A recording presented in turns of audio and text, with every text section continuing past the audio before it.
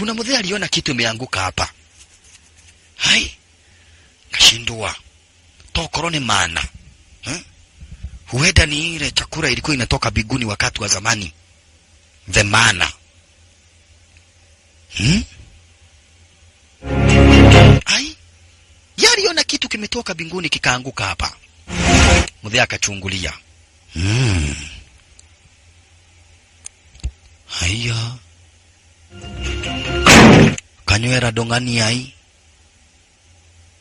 Akaona ni nyundo.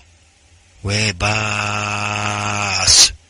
Hii inakuwaga kule biguni ndio itahukumia watu. Akajua sasa wacha ichukue ili hukumu akifika huko biguni akipata watu wakihukumiwa.